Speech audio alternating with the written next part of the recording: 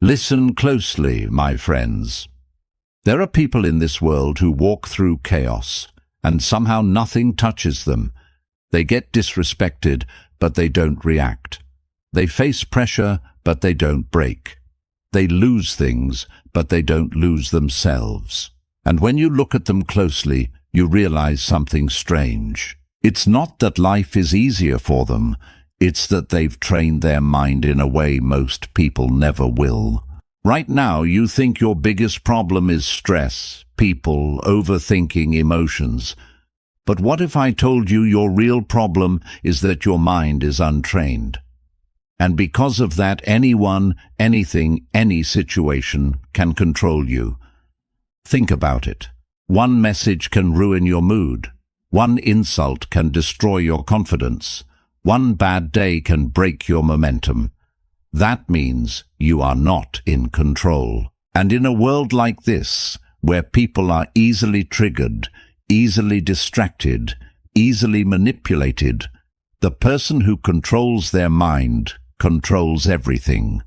So in this video, I'm going to show you 10 powerful lessons that will make you mentally strong, calm under pressure, and emotionally untouchable. Not surface-level advice, but deep, practical, philosophical principles inspired by thinkers like Marcus Aurelius, Epictetus, and others. But understand this, these lessons are not easy. They will challenge you, they will expose you, they will force you to confront parts of yourself you've been avoiding, and most people will quit halfway. But if you stay till the end, you won't just feel motivated, you will start thinking differently. Let's begin. Lesson 1. Master the space between stimulus and response. There is a moment so small, so invisible, that most people never even notice it. It is the moment between what happens and how you react. Someone insults you, there is a moment. Something goes wrong, there is a moment. You feel anger, fear, frustration, there is a moment. And in that moment, your entire life is decided. But here is the problem. Most people never use that moment. They skip it. They react instantly. Someone disrespects them, they fire back. Something doesn't go their way, they panic. They feel anger, they explode. And just like that, they lose control. Epictetus once said, "It's not what happens to you, but how you react to it that matters." But most people misunderstand this. They think it means stay calm, but it means something deeper. It means your power exists in the pause. That tiny gap between stimulus and response is where your freedom lives. Imagine a mountain. Storms hit it, winds crash against it. Rain tries to erode it, but the mountain doesn't react. It doesn't move. It doesn't panic. It doesn't fight back because it doesn't need to. It's grounded. Now compare that to a dry leaf. The wind blows and the leaf flies. No control, no direction, no stability. Most people live like that leaf. Strong people become the mountain. Look at your own life. How many times have you said something you regret, reacted emotionally, overreacted to small situations, let someone else control your mood? That's not weakness, that's lack of awareness. Because if you were aware of that moment, you would choose differently. Next time something triggers you, don't respond immediately. Instead, pause just for 3 to 5 seconds. Feel the emotion, but don't act on it. Observe it like an outsider and ask yourself, do I want to react or do I want to respond? That one question changes everything. Marcus Aurelius wrote, "You have power over your mind, not outside events. Not some power, not partial control, complete power, but only if you use it. Because if you don't control your reaction, the world will." Think of the ocean. On the surface, waves are chaotic, loud, violent, but deep below it's silent, still, untouchable. Your mind has levels, Most people live on the surface, which is why every small thing disturbs them. But when you train yourself to pause, you drop deeper and suddenly nothing shakes you the same way. The moment you stop reacting instantly, you stop being controlled. You stop being predictable. You stop being manipulated. You stop being weak in emotional situations. And slowly you become someone people can't read easily, someone who doesn't break under pressure, someone who chooses instead of reacts. That is power. Lesson 2. Detach your ego from what happens. Let me tell you something most people never realize. You are not hurt by what happens.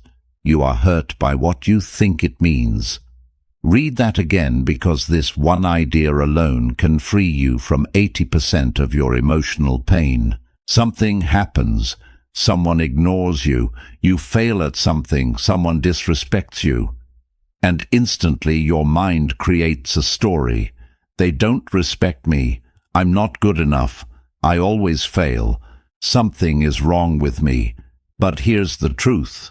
The event was neutral. The pain came from your interpretation. Epictetus said men are disturbed not by things, but by the views they take of them. This is where most people lose control. They don't separate reality from their ego. They take everything personally, and everything becomes about them. And when your ego is attached to everything, everything can hurt you. Imagine a mirror in a forest. Whatever stands in front of it, it reflects. A lion walks by, it reflects the lion. A storm passes, it reflects the storm. A broken tree falls, it reflects that too. But the mirror is never affected. It doesn't become the storm. It doesn't become the destruction. It just reflects reality as it is. That's how your mind should work. But instead, most people are like muddy water. Anything touches them, and they get disturbed. Their clarity disappears. Let's say someone doesn't reply to your message. Reality is they didn't reply. That's it. But your mind says they're ignoring me. They don't value me. I did something wrong. Now your mood changes. Your energy drops. You start overthinking. All because of a story you created, not reality.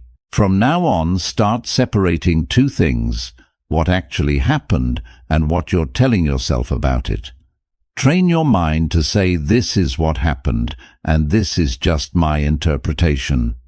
That one habit breaks emotional illusions. Marcus Aurelius practiced this daily. He would strip events down to their raw form. Instead of saying, this is terrible, this is unfair, he would say, this is just an event, nothing more.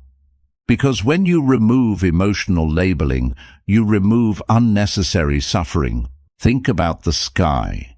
Clouds come and go, storms appear and disappear, lightning strikes, rain falls. But the sky remains unchanged.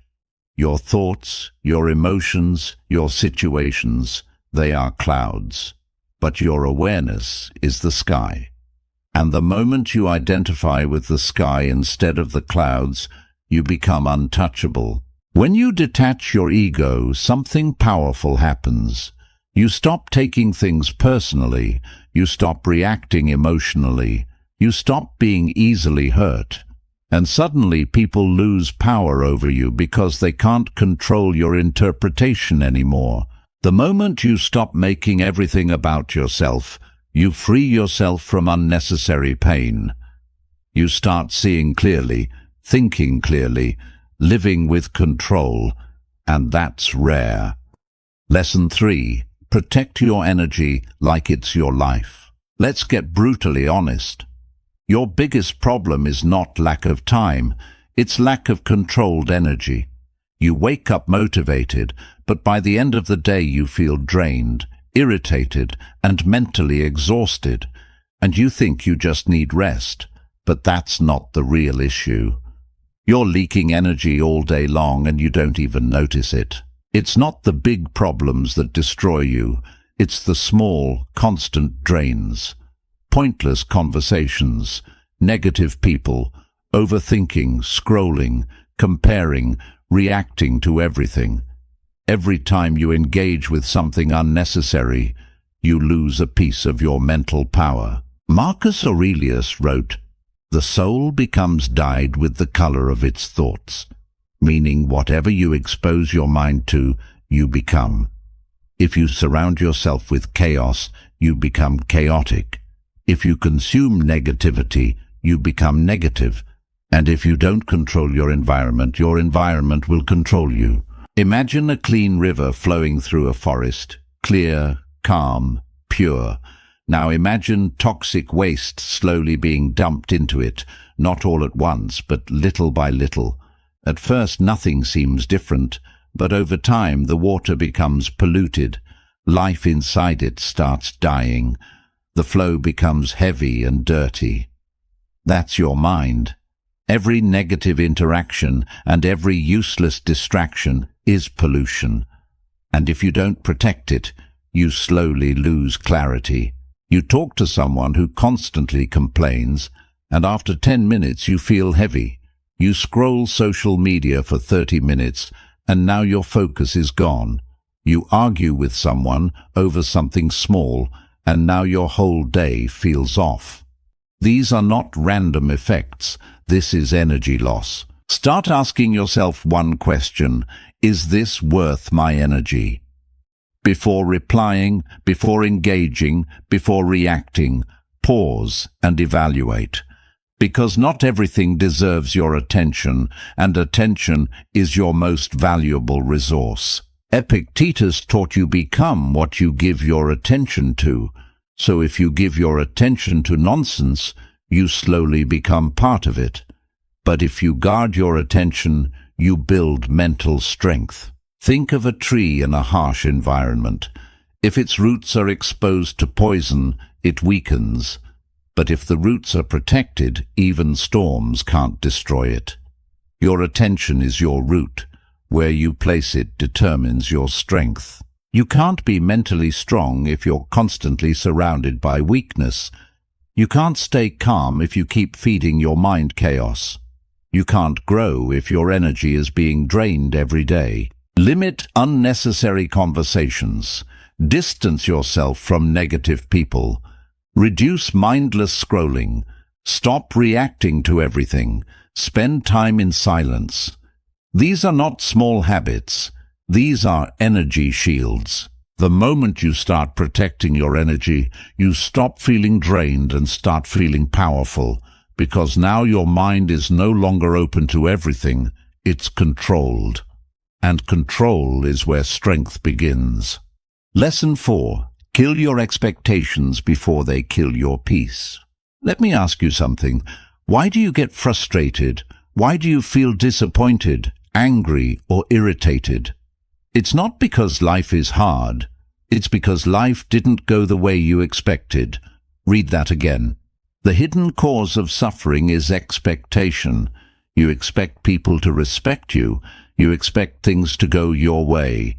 You expect results for your effort. You expect fairness. And when reality doesn't match that expectation, you suffer, not because of reality, but because of the gap between what is and what you wanted. That gap is where frustration is born. Marcus Aurelius understood this deeply. He trained himself every morning to expect difficult people, unfair situations, unexpected problems. Not because he was negative, but because he was prepared. Imagine a river flowing through rocks. The river doesn't expect a straight path. It doesn't get angry at obstacles. It doesn't stop and complain. It adapts. It flows around, over and through, because it doesn't have expectations. It moves with reality. But humans expect a straight road, and when life gives them rocks, they break. You help someone and expect appreciation, but they don't appreciate you, and now you feel hurt. But the pain didn't come from helping. It came from expecting something in return. You work hard and expect success. Things don't work out, and now you feel like a failure. Again, not reality, expectation. Start doing this. Before anything happens, tell yourself things might not go my way, people might disappoint me, plans might fail. This is not negativity, this is mental armor. Because when you expect less, you handle more. Epictetus said, "Do not seek for things to happen as you wish, but wish for things to happen as they do happen." That's power. It means stop trying to control reality and start aligning with it. Think about the weather. Sometimes it rains, sometimes it's sunny, sometimes it storms. You don't control it, but imagine getting angry every time it rains. Sounds stupid, right? But that's exactly what you do with life. You get angry at things you never had control over. Expectation is a silent contract that the world never signed, and every time that contract breaks, you suffer. Do your work without expecting results. Help people without expecting gratitude. Plan your day but accept uncertainty. Expect challenges before they happen. This doesn't make you weak. It makes you unshakable. The moment you stop expecting life to be perfect, you stop being disappointed by reality. You become flexible, calm, stable. Like the river, you don't fight life anymore. You flow with it. Lesson 5. Turn pain into power. Let's be real. You feel anger, you feel frustration, you feel pain. And your first instinct is, I need to get rid of this. So what do? You distract yourself, you suppress it, you avoid it. But here's the truth no one tells you. Your negative emotions are not the problem. Your inability to use them is. Anger, frustration, pain. These are not weaknesses. They are raw energy. Uncontrolled, they destroy you. Controlled, they build you. The Stoics never said don't feel. They said feel, but don't become. Meaning you can feel anger without letting it control your actions. You can feel pain without letting it define your identity. Think about a volcano. Inside there is pressure, heat, explosive energy. If it erupts uncontrollably, it destroys everything around it. But that same volcanic energy over time creates the most fertile land on earth. Life grows from it. That's your anger. Uncontrolled destruction, controlled creation. Someone disrespects you and you explode, you argue, you lose control. Later you regret it. Same situation, but this time you stay silent. You take that anger and channel it into working harder, improving yourself, building discipline. Now that same anger just upgraded your life. Next time you feel a strong negative emotion, don't suppress it and don't react instantly. Instead, ask yourself, how can I use this? Turn anger into action, turn frustration into focus, turn pain into progress.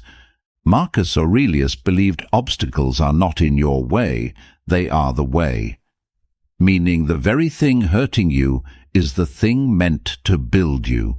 Think of pressure deep inside the earth. Over time, that pressure creates diamonds. No pressure means no diamond. Same with you. No pain means no growth. If you keep avoiding discomfort, you stay weak. If you learn to use it, you become dangerous. When angry, train harder, work harder. When frustrated, focus deeper. When hurt, build something meaningful. When rejected, improve yourself. Don't waste emotional energy, redirect it. The moment you stop running from pain and start using it, you become unstoppable. Because now nothing can break you, everything becomes fuel. Lesson 6. Destroy overthinking by returning to the present. Let me ask you something. How much time do you spend thinking about things that haven't even happened yet? Be honest. You imagine worst-case scenarios, you replay conversations in your head, you stress about the future.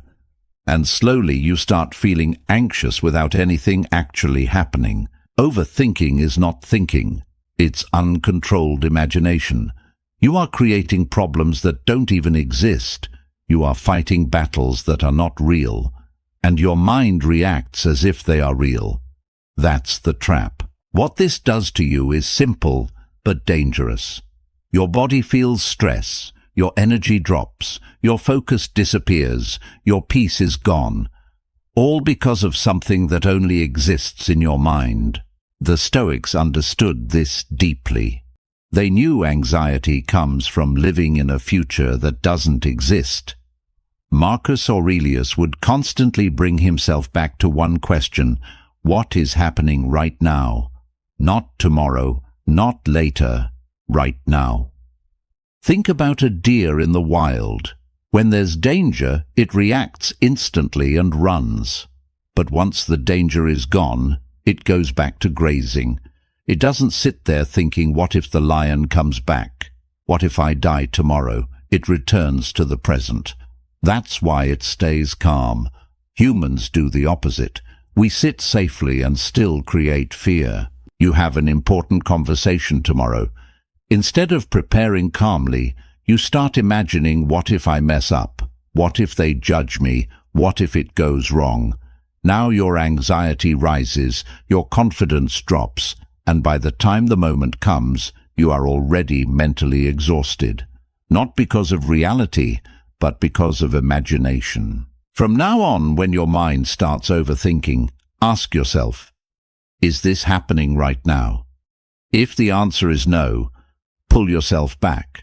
Focus on your breath, your surroundings, what you're doing. Because reality exists only in the present. Everything else is mental noise. Epictetus taught you don't suffer from events, you suffer from your imagination of them. That's why control of attention is everything. Where your attention goes, your emotional state follows. Think of your mind like a flashlight in the dark. Wherever you point it, that area becomes your reality. Point it at fear and you feel fear. Point it at the present and you feel calm.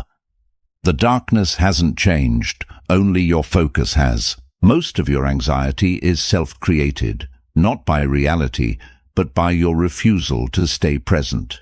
Limit thinking about things you can't control. Focus only on the next step. Bring attention back to your breath. Stop replaying past and future scenarios. This is not avoidance. This is control. The moment you stop living in your imagination, you start living in reality, and in reality, most things are not as bad as your mind makes them. That's where peace begins. Lesson 7. Stop needing approval. Let me ask you something honestly. How much of what you do is actually for yourself, and how much of it is for approval? Think about it.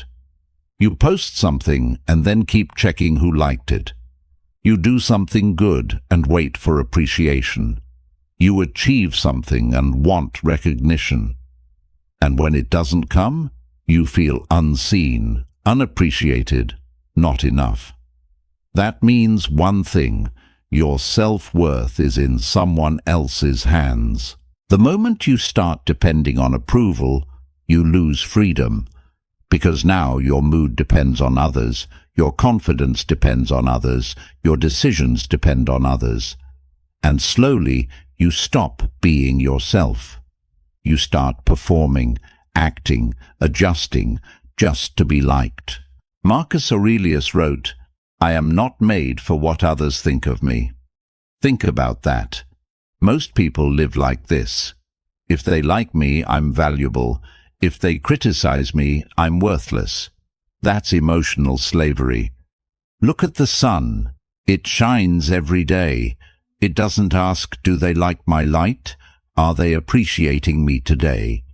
It doesn't care if it's cloudy or if people notice. It just shines. That's power. Now compare that to a candle in the wind. A small breeze and it flickers. That's someone who depends on approval. You do something good but no one notices, and suddenly your motivation drops. Why? Because you weren't doing it for yourself, you were doing it for validation. And without it you feel empty. Start asking yourself daily, did I act according to my values? Not did people like me, or did I get praised? If the answer is yes, that's enough. Because real confidence comes from self-respect, not applause.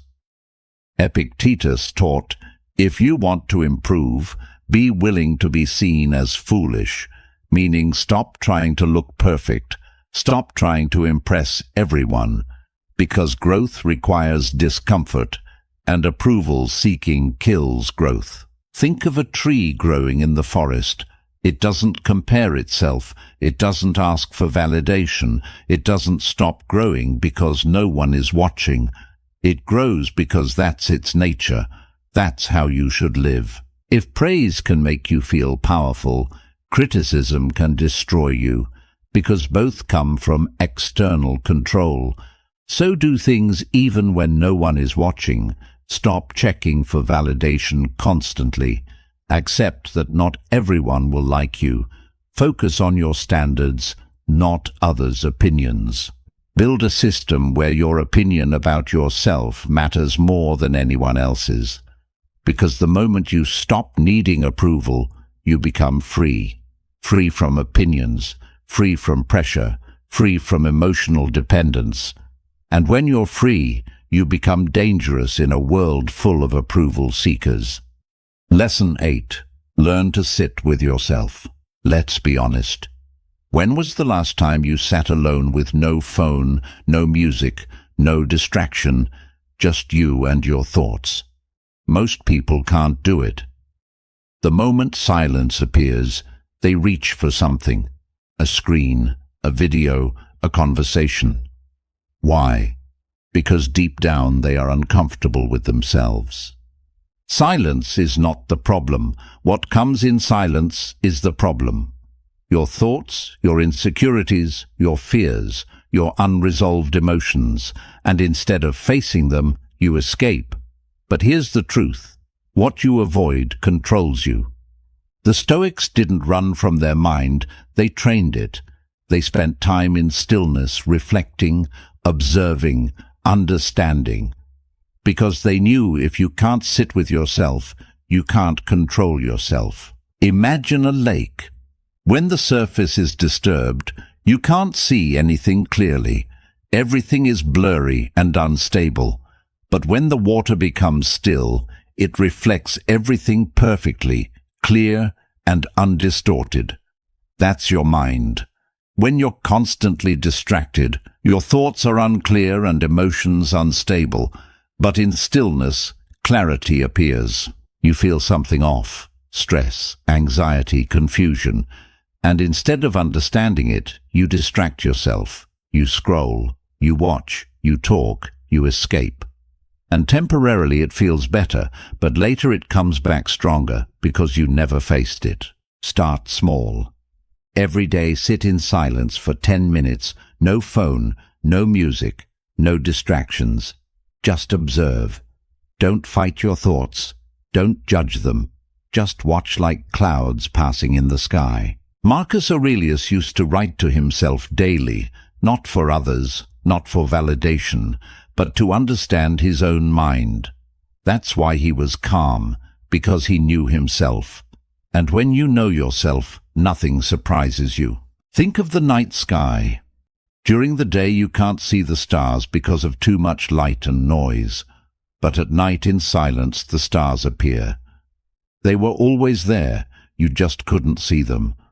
Same with your mind. Clarity is already inside you, you just never stay still long enough to see it. If you can't be alone with your thoughts, you'll always depend on distractions. And distraction is silent weakness. Sit in silence daily, journal your thoughts, observe your emotions without reacting, reduce constant stimulation. This is not doing nothing, this is mental training. The moment you become comfortable in silence, you become powerful in chaos. Because now your peace doesn't depend on the outside world, it comes from within. Lesson 9. Stop letting small things control you. Let me ask you something. The thing that's stressing you right now, will it matter in 1 year? Think carefully. That argument, that mistake, that embarrassment, that delay, will it still matter? Most of the time, no. Yet right now, it feels huge, overwhelming, like it's everything. The hidden problem is simple. Your perspective is too small. When you focus too closely on a problem, it looks bigger than it actually is. Like putting your eye right next to an object, it blocks your entire vision. But the moment you step back, you see the full picture. Marcus Aurelius practiced something powerful. He would zoom out mentally. He would look at life from above, from time, from the bigger picture, and suddenly everything felt smaller. Imagine looking at your city from the ground. Everything feels big, busy, loud, stressful. Now imagine looking at it from the sky. Buildings look small. People look like dots. Noise disappears. Nothing changed except your perspective. You make a mistake in front of people, and in the moment you feel embarrassed, you overthink, you replay it again and again. But after a few weeks, you barely remember it. After a year, it's gone. So why give it so much power now? Whenever something bothers you, ask yourself, will this matter in 1 year? Will this matter in 5 years? Will this matter at the end of my life? If the answer is no, don't give it your peace. The Stoics believed you should focus only on what truly matters because your energy is limited.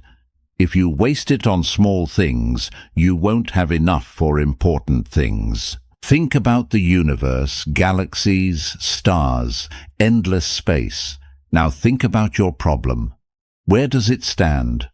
Almost nothing. This doesn't make your problem meaningless, it makes it manageable. You are not stressed because life is too hard. You are stressed because you treat everything as important. And when everything is important, everything overwhelms you. Stop overreacting to small issues. Focus only on what truly matters. Let go of minor frustrations quickly. Train your mind to zoom out. This is not ignoring problems. This is prioritizing your peace. The moment you learn to zoom out, you stop being controlled by small things. You become calmer, clearer, more focused.